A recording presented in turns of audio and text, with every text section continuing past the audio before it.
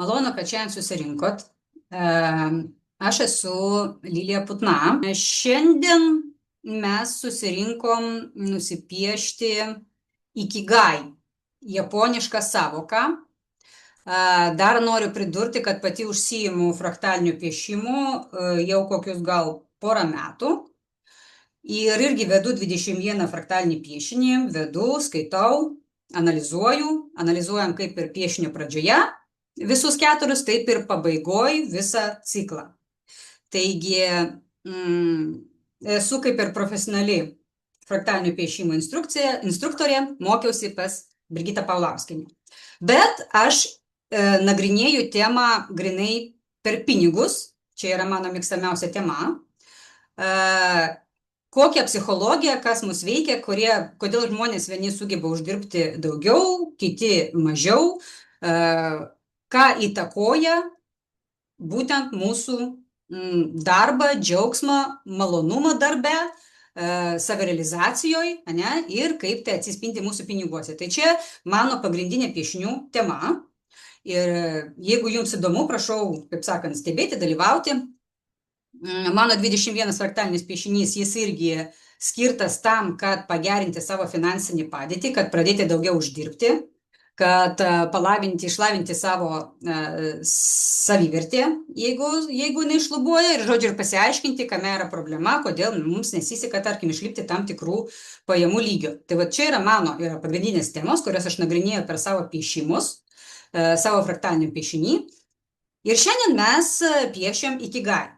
Ikigai tai būtent irgi susijęs su pinigais, nes tai yra, kaip japonai sako, dėl to, tai yra tai, dėl ko tu atsikeli ryte, kas tave skatina atsikelti iš lovos, bet iš esmės čia gaunasi kaip ir gyvenimo prasmė, tai, kas mus džiugina ir tai, kas mums suteikia jėgų, džiaugsmą, ir kas mums patinka veikti ir už ką mes gaunam pinigus. Tai va, tai aš jungiu tada savo skaidrės. Žodžiu, ikigai, tai čia yra toks kaip ir, kaip suderinti meilę, pinigus ir talentą pagal japonišką ilgaamžiškumo filosofiją. Žodžiu, žmonės, kurie turi ikigai, jie rečiau serga, jie yra sveikesni, nes jie turi gyvenimo laimę ir prasmę. Jis susidaro iš 4, aš dar pasiimsiu, kuom aš rodysiu, iš 4 pagrindinių dalių, gyvenimo džiaugsmų, gyvenimo prasmės. Šitą informaciją pasiėmiau iš tam tikros knygos, tai autorius šios knygos, jis sako, kad jis labai kankindavosi ir nesugebėdavo rytais atsikelti, išjungdavo po kelis kartus žadintuvą ir nesugebėdavo išlipti iš lovos. Bet japoniška filosofija remiasi tuo, kad yra 2 laikai. Yra linijinis laikas, tai yra terminai, skubėjimas, stresas, laikas, pinigai, tai, kame mes gyvenam. Atsikeliam iš lovos, bėgam, kažką atliekam, kavą atsigeriam, atliekam darbus, ir viskas tai yra linijinis laikas, kažkaip pasiskirsto per mūsų dienos laiką. O yra kairos laikas, tai yra akimirka. Būtent tai yra kokybiškas laikas, srauto būsena, kūryba ir džiaugsmas, kur tas laikas mūsų, kuriame mes esam, išnyksta ir tai yra tas mūsų vidinis pasaulis. Žodžiu, ikigai remiasi tuo, kad reikia kuo daugiau laiko praleisti ne šitam bėgiojime, tas laikas, kuris yra mūsų, kuriame mes sukamės, o būtent šitame kairos laike. Tai aš dabar padarysim mes jau pirmus štrichus ant popieriaus, to perjungsiu ekraną, šitą vėlgi išjungiu, perjungsiu ekraną ir padarysim jau pirmus štrichus ant popieriaus. Aš pasiimu spalvas, tarkim, mėlyną, jūs pasiimkit, ko norit iš tikrųjų, galima spalvotais rašikliais, galima nestorais flomasteriais. Žodžiu, yra tas ištisinis laikas, tas, kuriame mes gyvenam kasdien, kur mes turim savo įsipareigojimus, kur privalom kažką padaryti, ir jis vadinasi ne kairos, jis vadinasi chronos, kažkaip taip. Nes chroniškas, nuo žodžio chroniškas, mes jame gyvenam kasdien. O kitas laikas yra kairos, tas, kuris yra malonumas. kairos. Tai mums yra siekiamybė, kad mes kuo dažniau atsidurtumėm šitame laike. Ištisai jame, aišku, būti negalim, nes ištisai mes, aišku, būti jame negalim, nes kaip be patiktų darbas, jame vis tiek yra tokių dalykų, kurie, nu, yra privalomi. Ne? Pavyzdžiui, mums patinka kepti tortus, jo, o yra laikas, kur reikia išplauti indus, sutvarkyti virtuvę. Mums patinka, tarkim, siūti rūbus, jo, bet laikas, kai reikia apsitvarkyti kambarį, išmesti atraižas, nu, viską aptvarkyti, viską sudėti, arba yra toks dalykas kaip parduoti, galbūt kažkam pardavimai nepatinka, arba realizuoti savo produkciją. Ta prasme, patikti mums gali, bet ne viskas. Tai va, tai aš skaitau, kad kuo daugiau mes praleidžiam tame kairos, tokia siekiamybė nepraleisti laiką šitame kairos, tuo yra prasmingiau praleistas laikas. Dabar kaip pasiekti mums tą kairos? Taigi, prasmės geometrija, 4 ikigai ratai. Esmė yra tame, kad yra 4 prasmės. 4 prasmės. Tai, ką myliu veikti, ne? Tai, ką moku veikti, koks mano talentas, tai, už ką man moka pinigus. Tai va, tai kaip mes dabar aiškinsimės tai, ką myliu?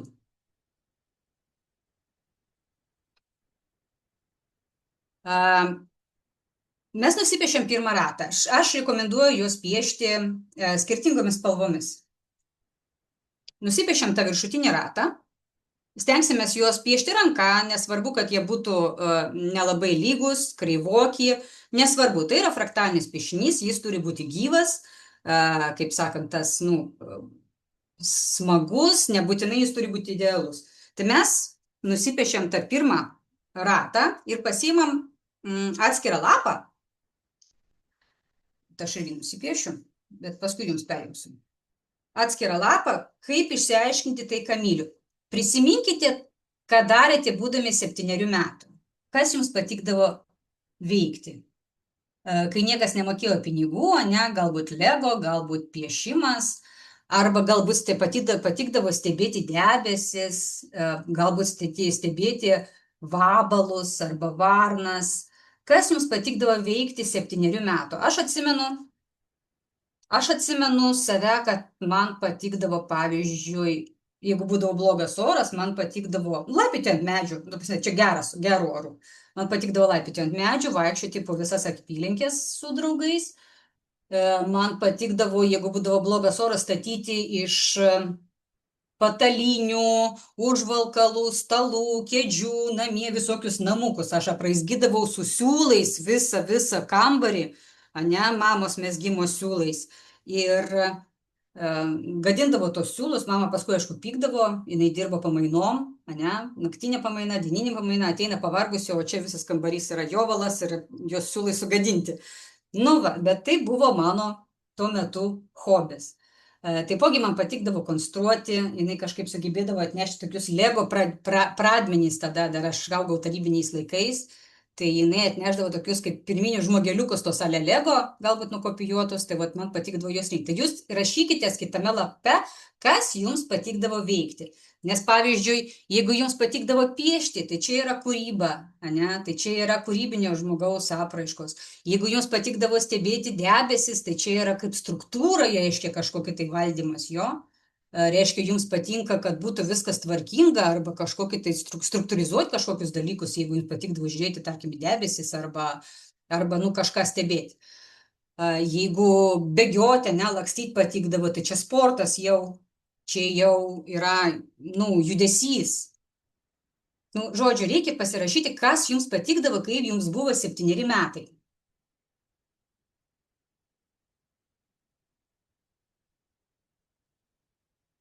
Ir reikia atkreipti dėmesį, ką mums patinka veikti dabar, laisvalaikiu. Ar tai panašu į tai, kas mums patikdavo veikti, kai būdavom 7.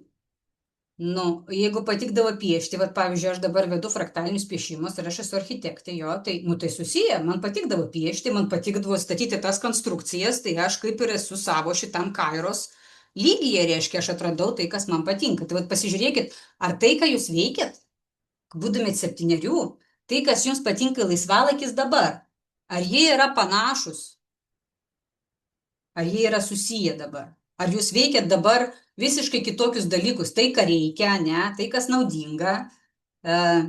Mama pasakė, ne, tarkim, kad, jeigu mėgstum, tai būtų gerai, jo, nes reikia vaikams kažką sukurti, arba dar, kad tu mesgi, tarkim, ne dėl malonumo, o dėl to, kad, yra naudinga veikla. Reikia dabar supalyginti tai, ką patinka veikti laisvalaikiu. Apskritai mes turim laisvalaikį. Ar mes leidžiam savo pabūti per tą laisvalaikį ir ką mes veikiam dabar ir kas mums patikdavo veikti, kai buvom 7 metų. Tai tai būtent tai, ką mes veikiam 7, tai yra tas būtent kairos, tas dalykas, kuris mus, įkvepia. Tai pirmas ratas. Einam prie sekančio rato. Čia būtų jau tai, ką moki. Ar yra tokių, dabar nusipiešiam antrą ratą, kitą spalvą. Jis čia pažymėtas, jeigu matot kampe, ne? O šitą mes dabar piešim, buvom nusipiešę šitą ratą piešinį. Aš kol kas nerodau, nes kol kas nieko ypatingo nėra. Paskui perjungsiu. Ir dabar mes piešiam antrą ratą. Jis yra nuspalvintas. Tai, ką moki tobulai, tai yra meistrystė, talentas. Ar yra tokių dalykų, kur jums išeina tiesiog tobulai? Pavyzdžiui, kaip pavyzdys, aš tvarkausi lėtai namie, ne? Jeigu aš jau pradedu kažką tvarkyti, aš darau labai lėtai ir gavosi taip, kad aš kai kuriais momentais kviesdavau pas ją valytoją. Kaip jinai greitai sutvarkydavo? Ateina, viską ištraukė, viską išvalė, viską sudėjo, šitą išmesk, sako, peržiūrėk, ar tau nereikia. Viskas. Aš visą dieną ten galiu tvarkytis, o jinai padaro greitai. Tai yra žmogaus meistrystė, jo talentas. Aš asmeniškai gerai komunikuoju su žmonėmis. Ta prasme, man, kaip aš esu architektė, projekto vadovė, man išaiškinti, ko reikia, kaip eis procesas. Man tai yra didelis malonumas. Ir aš labai gerai išaiškinu. Konfliktų turėjau ta prasme, dėl to, kad kažko nesuprato, konfliktų dar nebuvo. Ta prasme, mano komunikacija yra mano talentas. Kas dar gali būti? Kažkam gaunasi tortus kepti, jo, padaro gražiai, tobulai, tiesiog nuostabiai. Tarkim, aš turiu draugę, kuriai patinka gaminti ir visada jos patiekalai yra skanūs, visada estetiškai pateikti, visada gražiai padaryti. Aš sakau, tai tu bent jau Instagramą savo atsidaryk, kad žmonės džiaugtųsi tavo veikla. Oi, man ten reikia fotoaparatą pirkti, kažkokį tai tobulą, man reikia išmokti kursus praeiti, fotografavimo, bet, neesmė iš tikrųjų realiai, kad jinai gražiai moka padaryti patiekalus. Tai kas yra jūsų meistrystė? Tai, kas jums gaunasi lengvai, ką kiti daro per ilgai. Bet surašykite vėl ant to lapo ir čia yra jūsų antras ratas. Tai, kas jums gaunasi, ir jis turi susikirsti, aišku, su kitu ratu. Tai yra jūsų meistrystė. Kas gaunasi jums tobulai, o kitiems gaunasi lėtai. Tai veikla, kurioje jūs pagaunate kampus greičiau už kitus. Jums tai atrodo savaime suprantama, ne, bet kitiems magija. Kaip jūs tai padaro? Ir dar ištrauka iš knygos mums įteikti, kad talentas turi būti kančia. Tarkim, jeigu tu gražiai moki groti, tai tu turi groti nuo 4 metų, ne, su smuiku arba ten su pianinu. Jeigu jau tu esi batsiuvys, tai ne apie tai. Žodžiu, jeigu jau moki groti, tai tu labai daug turi mokintis. Jeigu jau tu esi koks menininkas, tai paišai nuo viso ten, žodžiu, vaikystės. Jeigu tau, jūs supratot, ta prasme, mums įteikta, kad talentas tai yra tai, su kuo tu gimsti ir eini per visą gyvenimą. Iš esmės, talentas yra tai, kas jums gaunasi labai lengvai. Tai jis čia, žodžiu, tas autoris, jis palygina Mozartą ir batsiuvį. Mozartai, tai čia pagal jį yra tie žmonės, kurie, iš tikrųjų turi įgimtus talentus ir jų yra labai labai nedaug. Bet jie iš tikrųjų, tokie kaip, pavyzdžiui, kurie sukūrė iPhone, ne, kur ten koks Maskas dabar, tokių žmonių yra iš tikrųjų labai nedaug ir skaitosi, kad tik jie yra talentai, o jau visi kiti tai ne. Bet jis mano, kad yra ir batsiuvys talentas. Ta prasme, tas, kuris moka labai gražiai, pagal turint savo meistrystę ir naudodamasi struktūra, ne, pagal struktūrą viską gerai sukuria daiktus, gerai atlieka darbus kažkokius, tai jis skaito, tas knygos autorius, kad ir žodžiu, batsiuvys irgi yra talentas. Ta prasme, nereikia orientuotis į tos Mozartus, kurie ten yra daug pateikę, daug pasiekę ir tik jie ten Picasso, menininkai įdomus, Daly, Salvadoras Daly ir dar kas, tai kad tik jie yra talentai. Ne, mes irgi turim kasdienius talentus ir jis labai akcentuoja, kad reikia, nu, vat būtent tą savo batsiuvio talentą, nu, atskleisti, ką mes mokam daryti geriausiai, ką kitiems yra kančia. Ir tam, kad tai išsiaiškinti, jis siūlo pratimas 10 komplimentų. 10 komplimentų, tai čia reiškia, jūs kreipėtės į ne pačius artimiausius žmonės, pavyzdžiui, bendradarbius, draugus, į šeimos narius nereikia kreiptis, nes jie gali manipuliuoti, įsižeisti, dar kažkaip, ta prasme, ne taip suprasti, nes artimas ryšys jis gali iškraipyti šitą pratimą. Žodžiu, 10 komplimentų. Paklauskite aplinkinių, už ką jie jūs vertina. Ta prasme, kas jiems atrodo jums sekasi geriausia. Jūsų talentas dažnai slypi ten, kur jūs jo nepastebite. Pavyzdžiui, moki nuraminti žmonės, ne? Arba moki išklausyti žmonės. Jau jeigu yra šitoj vietoj talentas, tai čia reiškia jau kažkur link psichologijos, ne, reikėtų eiti link terapijos. Jeigu atvirkščiai moka linksminti labai, pavyzdžiui, bajerius mėto gerus, ne, tai tada gaunasi, kad galbūt ten scenos, stand-upas būtų neblogai. Nu tai va, tai žodžiu, jūs paklauskit 10 ne pačius artimiausius žmonės, bet su kuriais draugaujat, bendraujat, už ką jie jūs vertina. Kas jų manimui jums sekasi geriausiai. Jūs taip galite atrasti tokius talentus, kur patys nelabai įsivaizduojat. Tai va. Taip, sekantis ratas. Trečias. Už ką mums moka? Čia labai dažnai slypi savivertė paslėpta, nepakankama. Labai dažnai mes nevertinam tai, ką mes darom. Ir mažas atlyginimas, čia būtent mano ta sfera, kurią aš domiuosi, kur aš jums sakiau paskaitos pradžioj, pinigai, ne, už ką mes gaunam pinigus, kaip padaryti taip, kad gautumėm už savo atlygį pakankamai, tai aš būtent su to ir dirbu. Taigi, už ką mums moka pinigus, už ką mes šiandien gaunam pinigus. Dabar šitas ratas yra už tai, už ką mes šiandien gaunam pinigus. Paišom trečią ratą, aš irgi nusipaišau. Ir kol kas vėlgi nerodau, nes čia vėlgi kol kas nieko ypatingo. 3 ratai skirtingų spalvų nupiešti. Ir už ką jūs šiandien gaunat pinigus? Pasirašykit savo ant to kito lapo. Tai energijos mainai. Jūs atiduodat savo darbo laiką, ne? Jūs dirbat arba darbe, arba jūs dirbat individualiai. Žodžiu, čia yra, jūs atiduodat savo laiką tam, kad gauti pinigus. Ne? Ir už ką jūs gaunat? Tarkim, aš kaip architektė, aš gaunu už projektų derinimą, ne, už statybos leidimo gavimą, jeigu taip primityviai. Už objektą sukūrimą, jo, ir gaunu už tai, kad gaunu leidimą. Iš tikrųjų, žmonės mane vertina taip, kad aš gaunu statybos leidimus, o nekuriu projektus. Tai realiai aš taip ir rašau savo, kad aš naudinga, kad esu tarpininkas tarp biurokratijos ir žmogaus ir gaunu statybos leidimus. Už ką gaunate jūs?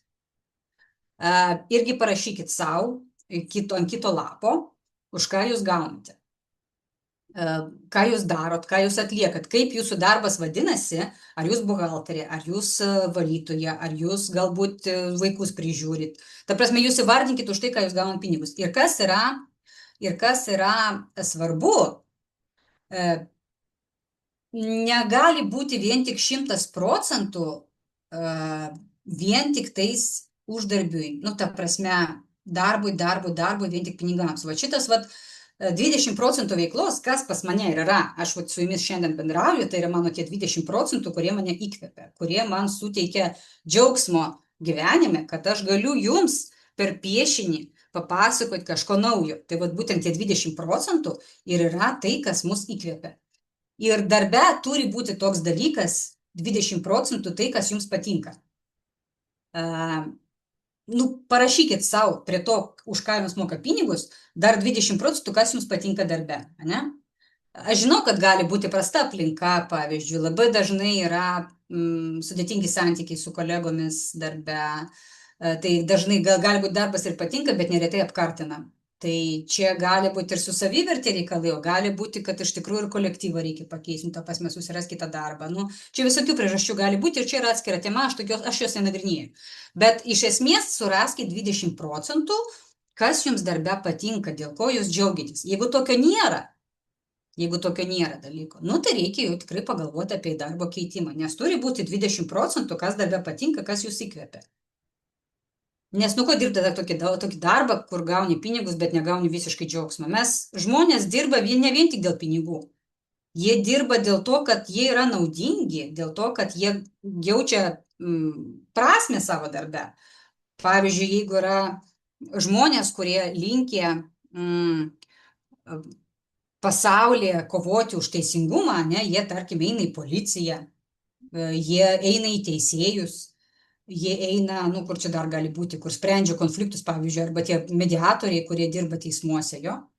Vat, jie tie žmonės, kurie siekia pasaulio teisybės, vat, jie turi tokį vidinį. Tie, kurie nori, pavyzdžiui, ekstremalų, yragi žmonės, kuriems reikia ekstremalių dalykų. Tai jie eina, pavyzdžiui, kad ir krane neaukštai dirbti, arba langus plauti aukštalipiai labai aukštuose pastatuose, arba gaisrininkais kokiais, pavyzdžiui. Sakyčiau, kad tie žmonės, kurie dirba ligoninės priimamajam, ten, kur atvažiuoja su greituškėm, aš skaitau, kad čia irgi žmonės, kurie, nu, irgi linkia turbūt į ekstremalumą, ne vien tik daugiau uždirbti už budėjimą. Nu, todėl, kad ten tikrai labai įtemptas darbas, daug žmonių ir ten, nu, aš tuos žmonės žiauriai gerbiu, bet aš skaitau, kad čia yra labai sudėtingas darbas. Va, bet, nu, jie turi savo tam tikrų savybių, kur jie ten būna, dirba šitam priimamajam. Nu, ta prasme, mes dirbam, noriu pasakyti, ne vien dėl to, kad uždirb pinigus, bet mes dirbam todėl, kad mums tas darbas turi prasmę. Nu, tai va, čia tiek. Tai žodžiu, 20% darbe turi būti tai, kas mums patinka. Dabar pereinam prie ketvirto rato. Ko reikia pasauliui? Kokia yra mūsų misija?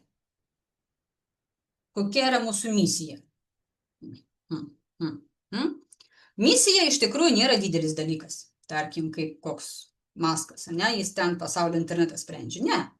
Misija yra būtent išspręsti nedidelę mažą problemą, kuri yra šalia mūsų. Nu, chaosą jis čia rašo pavyzdys, sutvarkyti chaosą biuro dokumentuose ar padėti kolegai susitvarkyti su Excel. Ta prasme, jeigu jūs padėjote išspręsti problemą, jūs jau atlikot savo misiją. Realiai taip vyksta ir visi pardavimai. Jeigu mes sprendžiam kažkokią tai problemą per daikto pardavimą, kodėl mes perkam daiktus, nes jis sprendžia kažkokį tai mūsų problemas. Indaplovė ką? Plauna mums indus. Skalbiankė ką? Plauna mums rūbus, jo skalbia.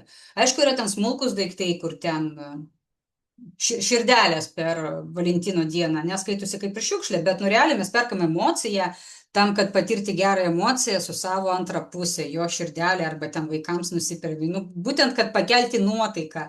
Bet tu nusipirkai šitą mažą daiktą, kuris paskui gulės ir bus niekam nereikalingas. Nu. Bet jis išsprendžia kažkokią tai tam tikrą problemą. Taigi, ko reikia pasauliui? Pasauliui reikia problemos sprendimas. Tai čia yra misija. Tai japoniškas principas. Numatyti kito poreikius dar prieš jam paprašom. Tai ta tarnystė be ego. Nu, nežinau. Aš nemanau, kad reikia padidinėti, kai žmogus dar nepaprašė, nes gali būti ir kišimasis į kitą reikalus.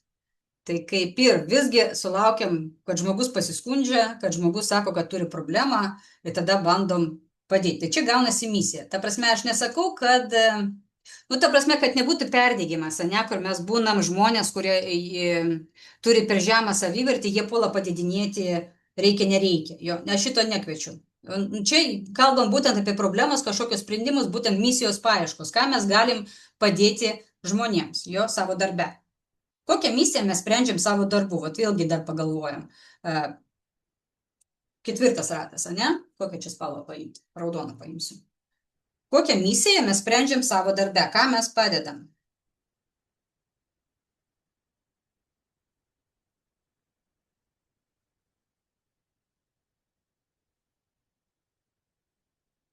Tai dabar mes norim sujungti visus tus 4 ratus, kuriuos nusipiešėm ir visą tai, ką surašėm.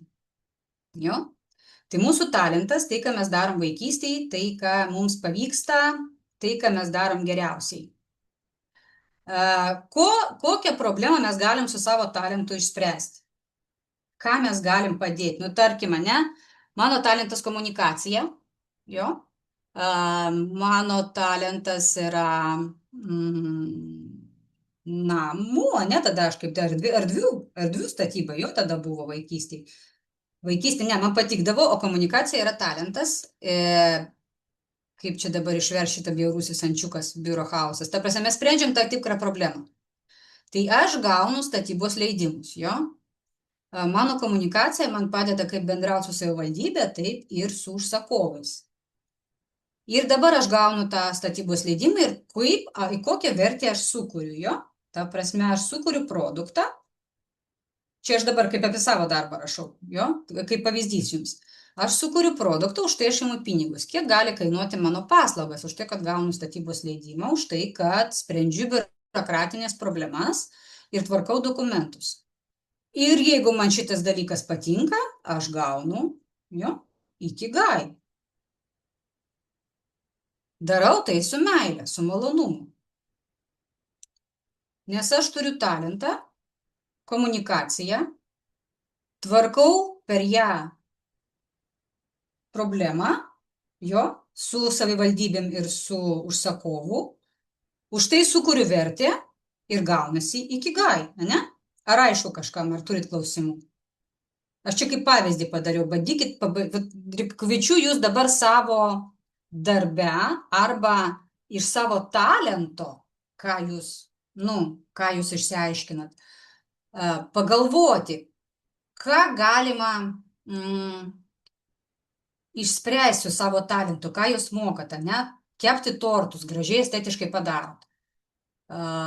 Galima sukurti receptų knygą, galima sukurti kursus, žmonės mokinti daryti taip pat estetiškai, jo.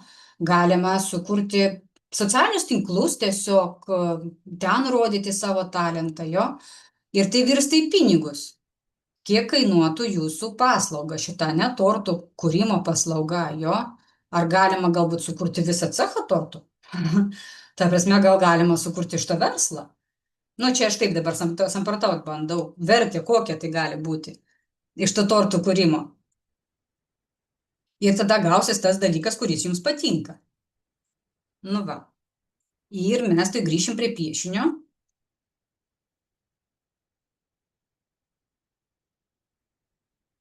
Ir esmė yra tame, kad turi būti visos tos dalys. Ta prasme, tai, kas patinka veikti, meilė, ne, tai, kas mums patinka veikti, tada, meilė, tai, kas mums patinka veikti, tada talentas, jo, ir pasaulis, tai, ką reikalinga pasauliui, spręsti tą problemą, kuri reikalinga aplinkiniams. Bet jeigu jūs negaunate už tai pinigus, jo, tai iškart griūna struktūra. Ta prasme, jeigu jūs ten darot už žemą kainą, jeigu jūs manot, kad galite padaryti nemokamai, ta prasme, ikigai gaunasi nepilnas, tada trūksta.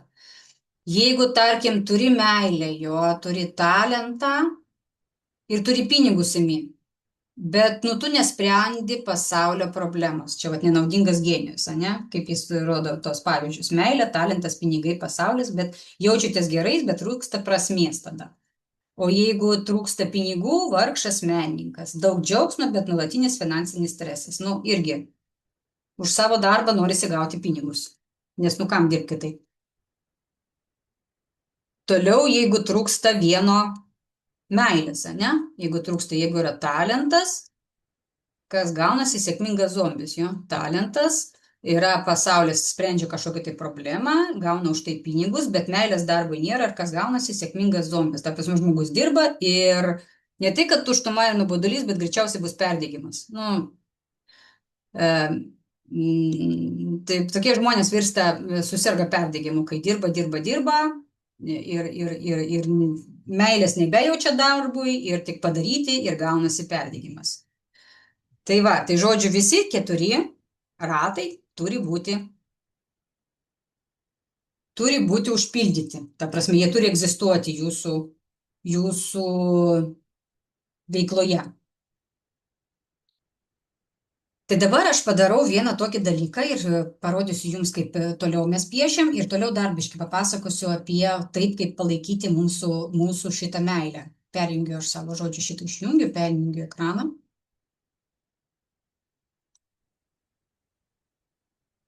Nu va, pas mane gavosi tokie ratai.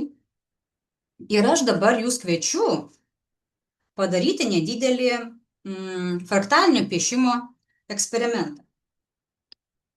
Pasiimsiu tušinuką, pas mane jų yra spalvotų, aš noriu paimti mėlyną, jūs imtis kokią norit spalvą, tai pasižiūriu, kaip man rašo.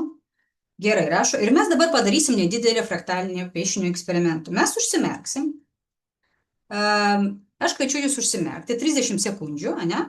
Paleisiu laikmetį ir tiesiog nusipiešti, kaip išeina linijos ant piešinių, tiesiai ant tų ratų, kuriuos jūs nusipiešit. Ir čia mes padarysim nedidelį eksperimentą. Paskui mes paskaitysim, papasakosiu, kaip paskaityti būtent iš to aspekto, ką mes nupiešim. Dabar taip, aš irgi lygiai taip pat pas save paleisiu laikmatį 30 sekundžių ir piešiu pati 30 sekundžių. Ir mes su jumis paskui jį paskaitysim, kaip čia mano laikmatis. Va. Paleidžiu laikmatį 30 sekundžių. Paleidau ir jau piešiam linijas, užsimerkiam ir pradedam piešti. Visokios linijos tiesiai ant šitų ratų, kurios nusipiešim. Aš irgi užsimerkiau, irgi paišau. Bus nedidelis piešinio skaitymas. Piešiam kuo įvairesnės linijas.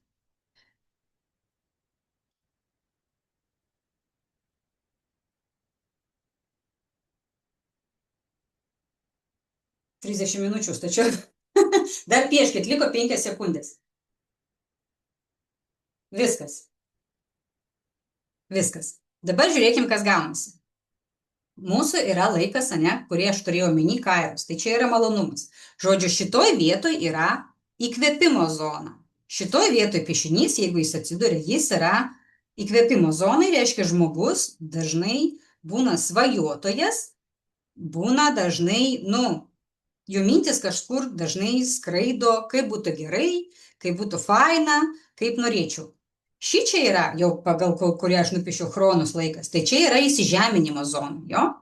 Tai, ką mes darom buityje, kasdien, dėl savo svajonių, dėl savo to būtent, dėl savo būtent tų minčių, ne? Tai pas mane gavosi pakankamai per vidurį, o jūs dabar įvertinkit pas jūs kaip labiau aukščiau ar labiau žemiau.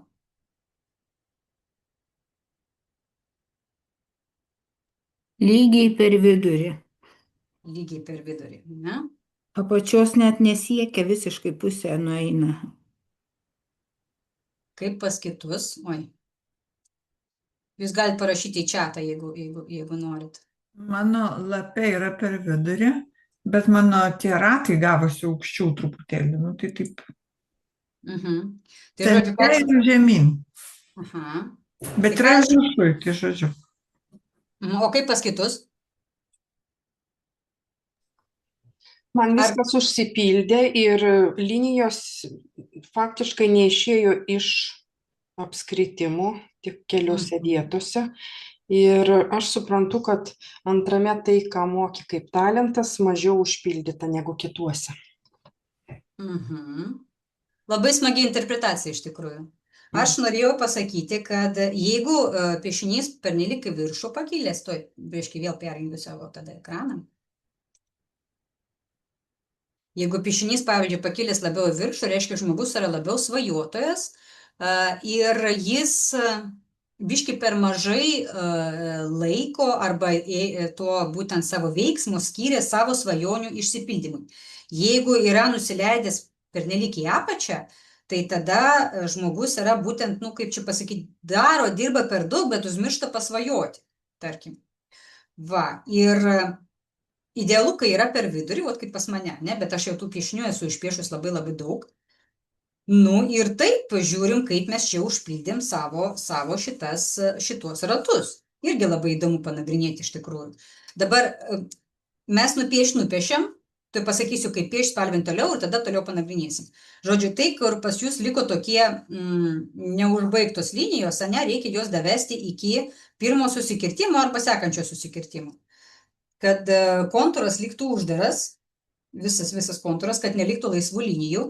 Jeigu jūs užlipot už lapo ribų, yra tokių, kas užlipo už lapo ribų? Nėra.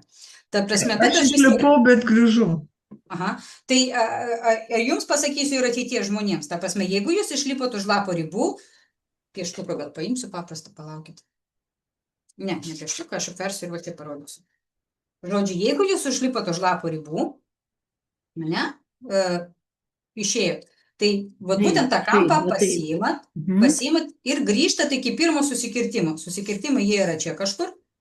Va, ir iki susikirtimo, gal ne pirmo, tos, kuris jums gražesnis, iki ten grįžtat. Čia kažkas gavosi nelabai. Daugiau užpiešiu. Tai va, jeigu išlipot būtent tą kampą, grąžinat atgal į piešinį iki susikirtimo. Tai va, ir dabar ką aš jums siūlau? Aš jums siūlau spalvinti kaip fraktalinį piešinį ir pasiimti spalvotus pieštukus, kiek jūs turit, ir spalvinti pagal fraktalinio piešinio taisyklės. Gal galite jas papasakoti naujokams, kurie nedarė to niekada? Būtinai, jo. Žodžiu, yra taip, kadangi pas mus yra skirtingi lapai, skirtingi ratai, jie kiekvienas neša savo savotišką energiją. Mūsų kairos, jis yra būtent tas, ikigai mūsų yra būtent šitam susikirtime. Būtent šitam susikirtime, kur susikirta visi ratai. Tai aš siūlau šitą susikirtimą spalvinti tą spalvą, kuri jūs įkvepia, bet ne visą, o skirtingais ploteliais. Tarkim, man yra raudona, aš noriu rožinį. Rožinį, tai čia yra tokia kaip ir draugystės spalva ir aš noriu, kad mano šitas vidurys būtų raudonas, bet aš spalvinsiu jį skirtingais ploteliais, kad matytųsi skirtingais ploteliais, kiekvieną atskirai ir biški skirtinga spalva, rūžava viena, bet kad bendras tonas liktų rožinis. Aš noriu tokį jį savo padaryti. Nes šiandien aš jaučiu jums empatiją, aš jaučiu draugystę, kad dėkinga jums, kad jūs pas mane šiandien prisijungėt ir atėjot. Ir aš būtent noriu nuspalvinti savo šitą viduriuką rožinį. Jūs spalvinat, kuria jums spalva šita yra gražesnė, apie ką jums yra gyvenimo džiaugsmas, apie ką jums yra gyvenimo laimė. Ir būtent, bet kiekvienas plotelis spalvinamas skirtingas, kaip vitražas. Aš dabar galvoju, kaip čia labiau parodyti. Biškį pakelsiu, žiūrėkit. Matot? Čia mano dukros fraktalinis piešinys ir kiekvienas plotelis nuspalvintas skirtinga spalva. Ar matosi?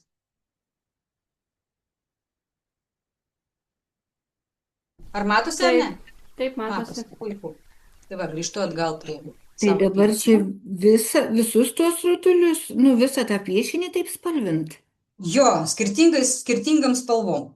Bet jeigu labai siauros tos jau susibraižė tenais, tai šalia gali būti ir viena spalva išdažyti. Ne, būtent fraktalinis piešinys, jis yra tame, kad viskas turi būti spalvinama atskirai. Neurografikoje, jeigu jūs užsiemat, tai ten yra, ten eina šuorais, keli langeliai vienaip, bet fraktaliniam piešiniui kiekvienas langelis yra atskira spalva ir jis neša savo savotišką tokią energiją. Tos spalvos tarpusavėje kaip ir komunikuoja, neša kažkokią tai informaciją apie žmogų ir juos reikia spalvinti kiekvienas laukelis skirtingą spalvą. Aišku. Jo. Ačiū. Jo, aš, tarkim, asmeniškai norėčiau, aš bent jau savo piešinį taip spalvinsiu, kad, tarkim, čia bus vien tik fioletiniai tonai, aš taip noriu. Čia bus rožiniai tonai, čia bus raudoni tonai. Ta prasme, aš imsiu raudoną spalvą, bet ją spaudinėsiu skirtingai. Tarkim, dabar pasiėmu tamsiai raudoną, stipriai paėmiau, tamsiai raudoną, Tai aš jūs kviečiu dabar spalvinti, kol aš pasakosiu toliau.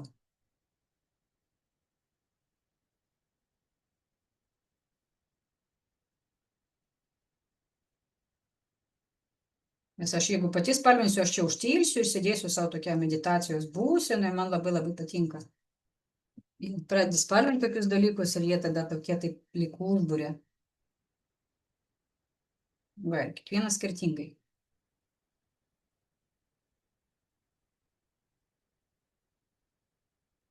Matosi, ne?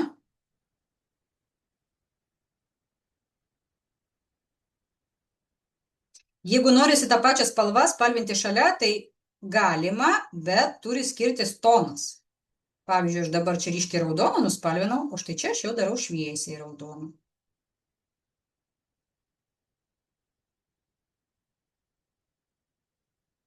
Tai va, tai čia yra fraktalinio piešimo taisyklės tokios.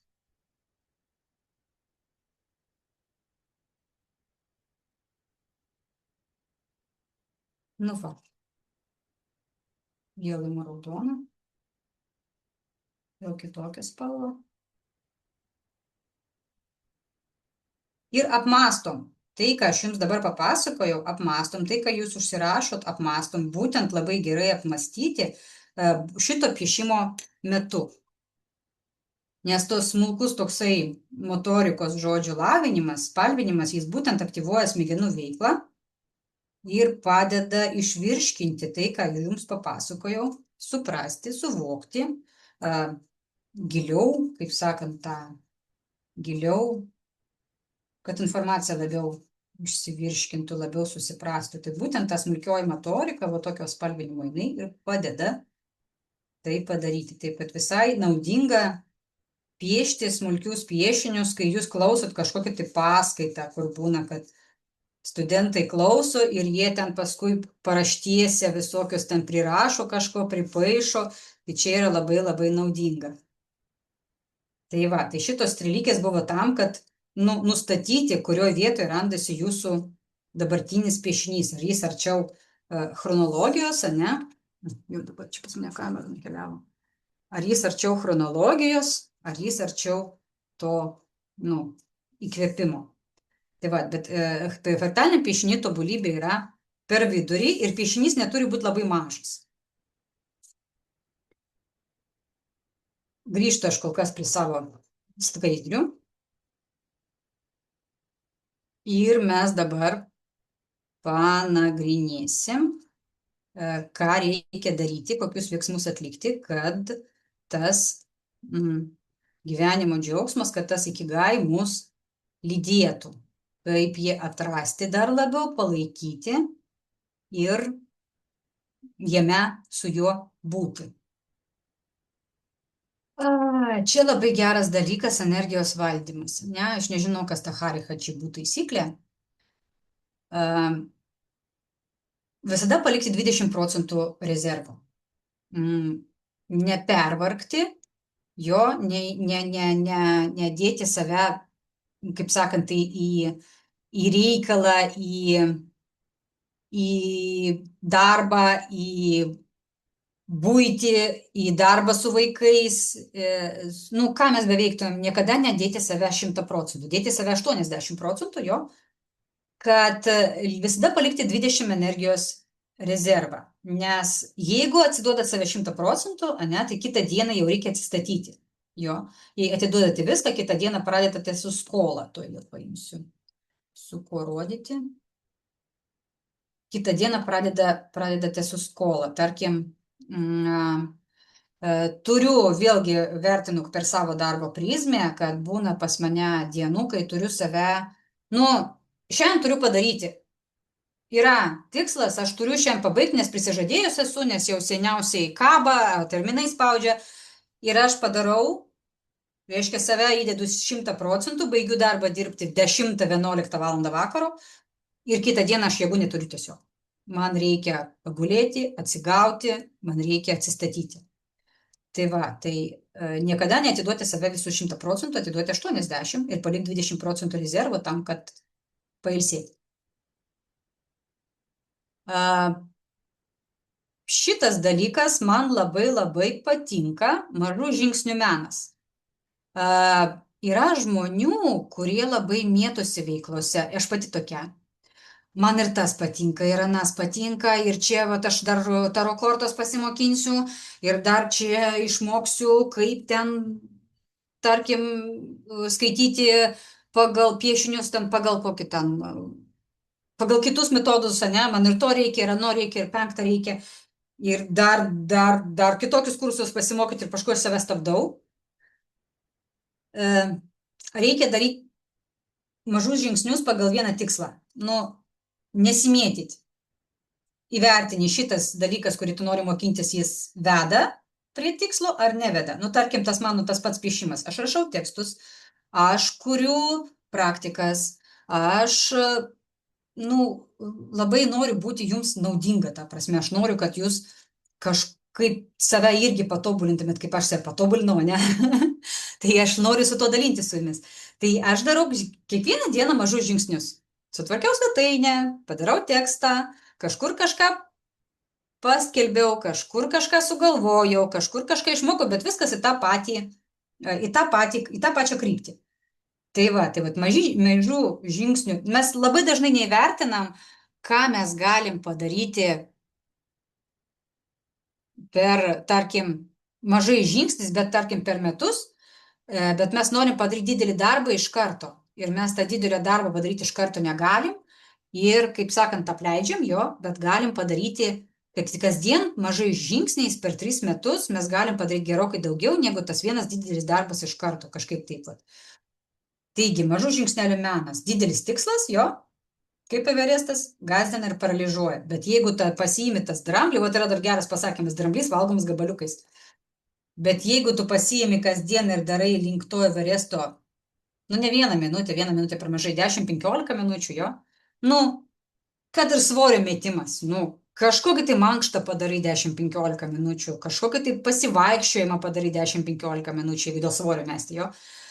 Tai ir kasdien padarai, tai ir žiūrėk, kad po kurio laiko ir tas svoris turėtų mažėti, arba kažkaip taip. Čia aš kaip pavyzdį padariau. Žodžiu, ikigai statomas ne per vieną naktį, o per 1000 mažų beveik nepastebimų pagerinimų. Kasdien darom link savo pagerinimo, ane? Kaip remontas, tarkim, kambario. Šiandien biškį pašlifavau sienas, rytoj aš jas padažiau, baigiau dažyti per savaitę, kasdien vis kažką padarau, žiūrėk, po 2 mėnesių jau kambarys atremontuotas mano jėgomis, jo? Tai vat kaip palyginimas.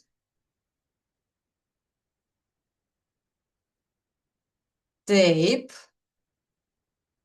Va čia jis labai akcentuoja apie fokusą. Jis turi omeny, kad mobiliai telefonai labai skaldo mūsų koncentraciją ir jie yra mūsų dėmesio vagys. Aš su tuo sutinku. Labai naudinga kartais daryti, žodžiu, telefono detoksą savaitgaliui kokiam. Pas mane vyras būna išvažiuoja į kaimą ir atjungia viską.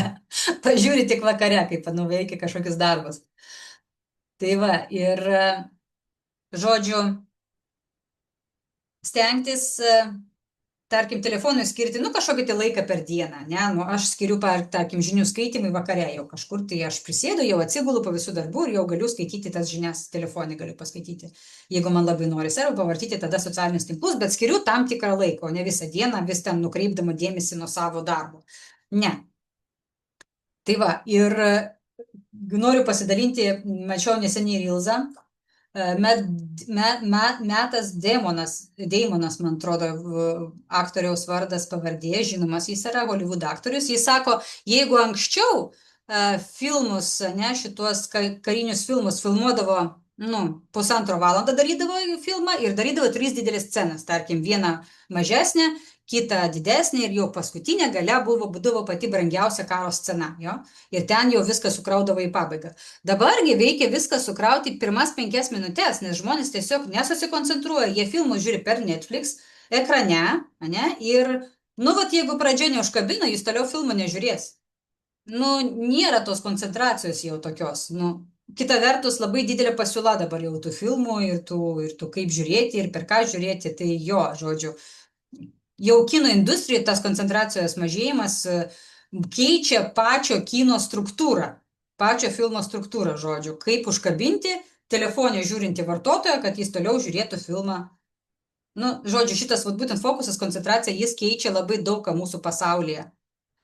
Kaip užkabinti žmogų, kad jis liktų tame kažkur, nes didelis pasirinkimas ir mes labai blaškomės į daug dalykų. Tai jis rekomenduoja telefonui skirti arba tam tikrą laiką, arba daryti detoksus 24 valandas, pavyzdžiui, savaitgalį visiškai jo nesinaudoti. Sunku iš tikrųjų. Man neišeina 24 valandas nežiūrėti telefoną, bet man išeina skirti jam laiką, koncentruotai, o ne visą dieną.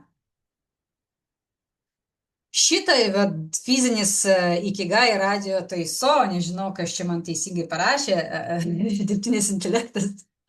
Bet dėl šito fizinio krūvio labai sutinku. Pats fizinė mankšta, jinai aktyvuoja mūsų smegenis. Aš bėgioju ir man geriausias idėjos tekstams arba praktikoms arba tiesiog kažkokiems problemos sprendimams ateina būtent sporto metu.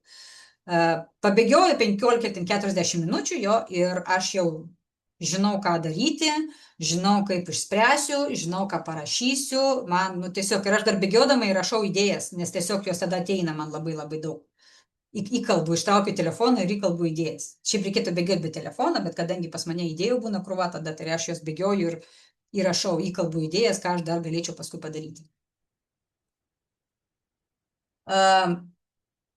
Tai žodžiu, nuolatinė fizinė mankšta, jeigu yra žmonių, kurie nepatinka fizinis krūvis, tai jie, galima surasti kitus dalykus, kas šokius lanko, kažkas į didelius atstumus pavaikšto, ne?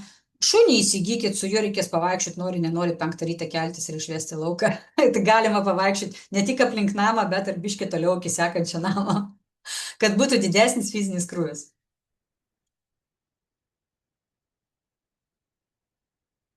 Tai žodžiu, ikigai nesitęsia iki pensijos, ne? Ikigai tęsiasi visą gyvenimą. Tas darbas, kuris mums patinka, jis nesibaigia kartu su pensijiniu fondu. Mes, jeigu esam mokytojai, pavyzdžiui, kuriems patinka dirbti savo darbą, tai jie paskui su malonumu, juos mokiniai ateina, prisimena, ne, į pensijoje ateina jiems, per jubiliejus juos atsimena, atneša jums gėlių, sveikina jas. Mes turim tokių mokytojų, aš pažįstu tokias mokytojas ir esu jiems be galo dėkinga, nes jų pamokose man buvo labai įdomu. Tai jeigu tu esi mokytojas, išėjęs į pensiją, tas darbas, kuris tau patikdavo, išėjęs į pensiją, tave prisimena tie žmonės, kurie pas tave mokinasi. Tai aš tai kaip ikigai pavyzdį sakau. Tai niekada neateis tinkamas momentas, dabar dar negaliu, reikia iškart daryti dabar, sugalvoju ir pabandyti nuveikti. Aš, pavyzdžiui, kol suradau, kad man patinka veikti su fraktaliniu piešimu, aš bandžiau velti, aš daug veiklų bandžiau, kol atradau savo fraktalinį būtent piešimą, aš bandžiau virti muilą, nes, gražus muilas, dekoratyvinis, man labai gražus dalykas. Arba kai būna su visokiais tais mineralais ar dar kokiais jis spalvotas, jis fainas, jis kvepia skaniai, tai aš bandžiau daryti dekoratyvinį muilą. Megzti, aišku, bandžiau kas be ko, ten daug visokių smulkmenų bandžiau 3D spausdintuvus prijaukinti, kad 3D dalykus spausdinti, bet paskui irgi mečiau, nes, neužvežė, ikigai nepagavau. Bet iš esmės, kad prisimenam, kas mums patikdavo daryti vaikystėje, prisimenam, kas mums sekasi daryti dabar, kokius dalykus mums patinka, išeina išspręsti, padaryti už kitus greičiau, negu gali kiti, ne? Kokią mes problemą galim išspręsti savo šitais gebėjimais žmonėm, ką mes galim jiems padėti, būtent, kurioje vietoje tas mūsų laimės dalykas ir tas mūsų gebėjimas padeda jiems išspręsti, ne? Kaip aš jau minėjau, pas mane komunikacija, pas mane padeda mano profesijoje. Tai ir tada jau kiek tai kainuoja pinigų. Žodžiu, ir ratas užsidaro.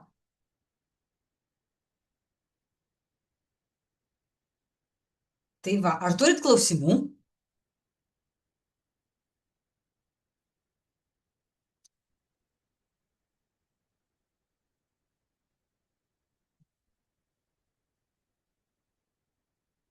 Mano labiau per vidurį ir aukščiau, apačioje mažiau. Tai per vidurį yra gerai kaip ir. Klausau. Ir ką tada daryti, tą nupiešus ir nuspalvojus? Kaip sakot? Ką tada daryti, nupiešus ir nuspalvojus? Jūs galite pasidalinti. Esmė čia buvo iš tikrųjų ir fraktalinio piešinio apskritai yra esmė, kad mes darom savianalizę iš tikrųjų. Ir aš dabar papasakoju, kaip ją daryti, kaip surasti, ane? Kas mums patinka, bet jūs galite pasidalinti savo piešiniais. Nu va, tai žodžiu, ar paaiškėjo kažkiek tai dėl savo veiklos pasirinkimo?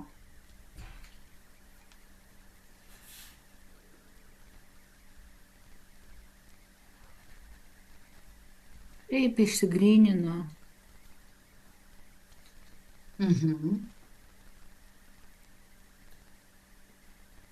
Kas būtų, kokias rytis, ar daug žmonių, kurie šiandien piešia, kurie nelabai, kurių dabar tai, kas jiems patinka, nesusiderina su dabartiniu darbu?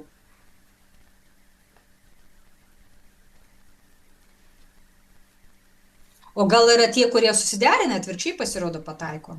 Kad veikia tai, kas patikdavo vaikystėje ir tai, ką labiausiai moka? Jo, daugiau mažiau. Man tai labai susiderina, kas liečia darbą. Aš esu labai aš turbūt, kad prieš 2 metus esu turbūt piešusi Kigai ir susidėliojau labai, kas liečia darbą, nes buvo iki tokio lygio, kad žadėjau tiesiog palikti tą profesiją. Ir kai susidėliau visus taškus ant į ir išsirašiau pagal šitą, pagal tuos 4, ar ne, vadinasi, ką moki, ką myliu, už ką moka ir ko reikia pasauliu. Tai likau darbe ir pasikeitė ir santykiai darbiniai, ir su klientais, ir mano pačios priėmimas darbo, kurį dirbu jau 30 metų. Nu va, bet reikėjo tiesiog biškai išsigryninti. Taip, labai reikėjo išsigryninti. Kai buvau pasimetus, aš suprantu, kad tokios praktikos labai gerai yra, tik tai, kad aišku reikia laiko. Čia nėra taip, kad ar ne atsisėdau valandą, 2, gal tiesiog tikrai reikia daugiau tam skirti. Ir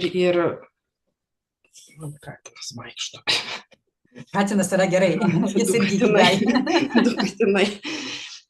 Ir labai suprantu, kad kai kurių dalykų gal, aišku, aš daugiau dabar einu į kūrybą. Tai kūryba, tai čia grynas Ikigai, ta prasme, tai, kad už ją reikėtų dar pinigus gauti. Tai aš dabar suprantu, dėl ko aš turbūt čia pakliuvau, nes aš suprantu, kad eina momentas, kad daug darai, daug veiklų, o į kurį orientuotis labiau, kad ne tik tai savo, bet ir kitiem. Daug veiklų, tai čia ir mano bėda. Labai mėgstu viską pradėti, paskui žiūri, kad ne į tą pusę einu. Ne į tą pusę ir laiko, ir pasimeti, ir po to numeti, ir po to savivertė. Daug čia tų momentų. Labai įdomiai. Tikrai, kai baigsiu, norėsiu kažkur atsiųsti jums, kur reikės čia atsiųsti. Jūs galite atsiųsti man elektroninį paštu, kur gavot šitą, kur gavot nuorodą. Galite ten atsiųsti. Facebook'e galite mane rasti. Irgi asmeninį žinutę galima atsiųsti.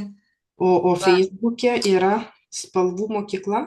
Spalvų mokykla. Jo, aš ten irgi matau visas žinutės. Supratau. Jau kaip gausis.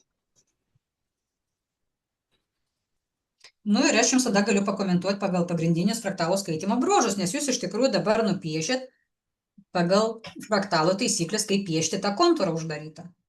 Tai jeigu, aš vėl jūs pakviesiu į savo 21 fraktalinį piešimą, jeigu jums vis tiek iki galo neaišku, kuom jūs norėtumėt užsiimti, ką jūs norit veikti, 21 fraktalinis piešinys, jis būtent apie tai, jūs aktyvizuojat savo smulkią motoriką, ne, į savo, atliekat 21 piešinius, aš jūs vedu, skaitom pirmas 4 piešinius, O paskui mokinamės naujus elementus ir naujus simbolius piešti piešinį, kad jis būtų kitoks. Esmė yra, kad kiekvienas piešinys skirtųsi nuo kito, nes jeigu jūs dabar išpiešėt, pavyzdžiui, kaip Jolanta, net 21 piešinį, bet jeigu jūs sudėsit visus tos piešinius šalia, jie bus panašus. Jie ir yra panašus. Jo, Kiek aš stengiaus, vis tiek jie yra panašus. O per 21 fraktalinį piešinį tikslas yra, kad kiekvienas piešinys būtų skirtingas ir kaip mes tai darom. O kodėl reikalingas skirtingas? Nes mes mąstom stereotipais. Jo, mes mąstom vienodai. Mes, jeigu vyksta problema kažkokia, tai mes ją sprendžiam taip pat įprastais dalykais, nes mūsų smegenys taip, tiesiog mūsų smegenys taip veikia, mes pasirinkam tai, kas mums yra saugu ir patikrinta. Bet jeigu norisi išlipti iš to užburto rato, kažkokį tai pamatyti naujų sprendimų, aš labai rekomenduoju išpiešti 21 fraktalinį piešinį. Aš jums paskui atsiųsiu visiems kvietimą, kas dalyvavo, kad susipažintumėt su sąlygomis, bet aš labai rekomenduoju sudalyvauti. Vėliau, kai pas mane susirinks pakankamai žmonių, aš galiu ir mokinti šito metodo, kaip tai daro kitos mokytojos, tai aš galėsiu jūs irgi išmokti skaityti piešinius, taikyti visokios meno metodikas, jeigu jums bus įdomu. Tai šiandien aš kaip ir baigiau. Ir jeigu jūs dar turit klausimų, galite dar paklausti, arba galim čia pasėdėti dabar online ir papiešti tiesiog. Tai tiek tada. Tada aš laukiu jūsų šitų piešinių atliktų. Man būtų malonu juos gauti. Super, labai gerai. Labai gerai. Jo, tai man būtų malonu juos gauti, aš iš jų padarysiu kažkokį tai tekstą, pasigirimą savo socialiniuose tinklose. Šitas įrašas liks, aš jį paskui vėliau įdėsiu porą dienų, vėliau galbūt pirmadienį sutvarkysiu, aš jį iki galo kelsiu į YouTube.